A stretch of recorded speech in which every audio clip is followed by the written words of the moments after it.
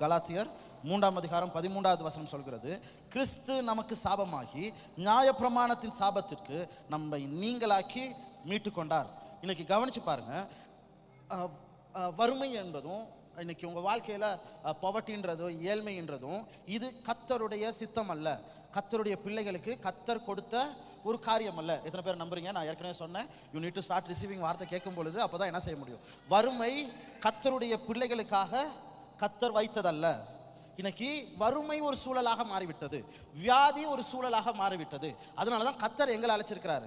எதுக்காக அழைச்சிருக்கிறாரு? இந்த வியாதியற்ற வறுமையற்ற சூழலை நாம என்ன செய்யணும்? we need to establish. நம்ம வியாதியற்ற வறுமையற்ற சூழலை சுதந்தரிப்பதற்கும் பேசுவதற்கும் கர்த்தர் என்ன செய்திருக்கிறாரு?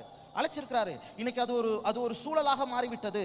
இன்னைக்கு ஒருத்தருக்கு வியாதி வந்துச்சுன்னா இன்னொருத்தரும் அதே வியாதி சொல்றாரு. இன்னைக்கு ஒரு கூட்டம் என்ன செய்யுதுன்னா, ஒரு குறிப்பிட்ட வியாதியில என்ன செய்யப்படுதுன்னா, ஒரு சூழலை போல ஒருவருக்கு ஒருவர் என்ன செய்றாங்க?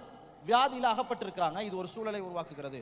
இன்னைக்கு நாம பேசுறது நல்லா புரிச்சுக்கோங்க, கிறிஸ்து இயேசுவின் மூலமாக அந்த உலகத்துல இருக்கிற வியாதிக்கு அவ்வளவு வல்லமை இருக்குன்னா, இன்னைக்கு ஒரு சூழலை உருவாக்கி மனித இனத்தை கர்த்தருடைய பிள்ளைகளை அழிப்பதற்கு அதுக்கு வல்லமை இருக்குன்னா, கிறிஸ்து இயேசுவின் மூலமாய் அவருடைய இரத்தத்தின் மூலமாய் மீட்கப்பட்ட நமக்கு ஒரு சூழலை ஆண்டவர் கொடுத்திருக்கிறார். என்ன சொல்லணும்னா, நீங்க சுகமா இருப்பீங்க, உங்களை சுற்றிலும் இருக்கிறவங்க சுகமா இருப்பாங்க, உங்க உறவினர்கள் சுகமா இருப்பாங்க, நீங்க யாரெல்லாம் உங்க சூழல்ல சுற்றி இருக்கிறாங்களோ எல்லோரும் சுகமாய் இருப்பார்கள்.